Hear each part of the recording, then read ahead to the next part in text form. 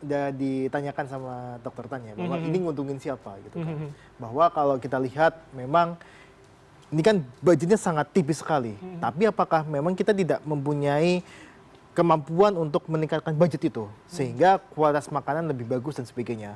Karena kan ini kan kalau boleh bilang kalau dari saya dari awal Mas ya, kita ini sudah statement bahwa di program MBG ini akan banyak sekali kasus-kasus yang akan terjadi, terutama terkait dengan tata kelola.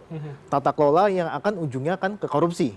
Nah, ketika tata kelola jelek, kemudian ada yang korupsi termasuk kemarin dapur fiktif ya, terus kemudian ini akan berujung kepada kualitas makanan yang akan dibagikan itu akan menurun. Karena apa? Karena di sini ada korupsi itu pasti ada rente.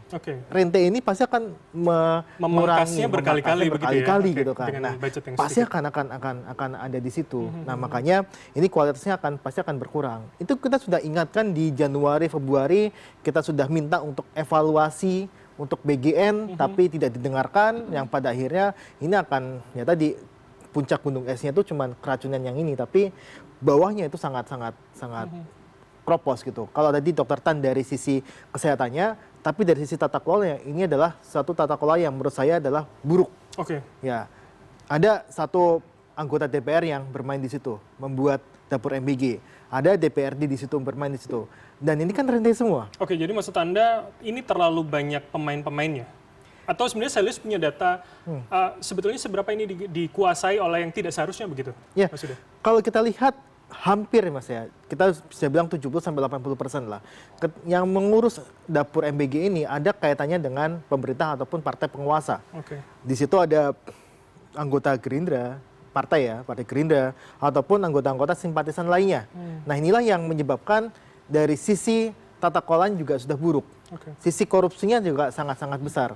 Makanya di laporan awal Celios itu menyebutkan bahwa ketika ini apalagi semua murid dapat gitu ya, ini pasti akan jadi ladang korupsi yang sangat besar.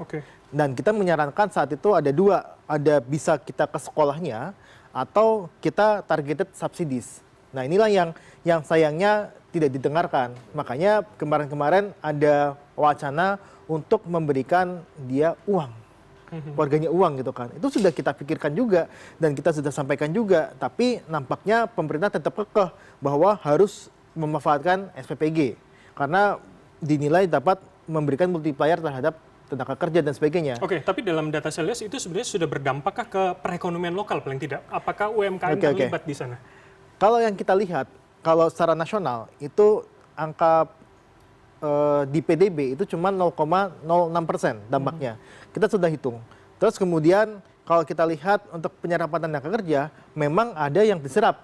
Pasti dapur butuh manusia, ya kan? Tapi masalahnya adalah switching. Dari mana? Dari orang-orang yang dia dulunya dia bekerja di kantin dan sebagainya, dia akhirnya tidak bekerja.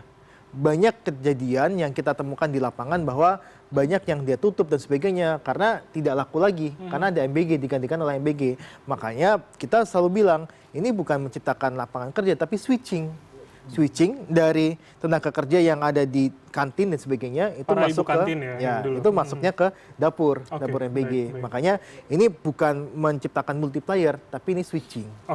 Itu menjadi masalah ekonomi lain begitu ya.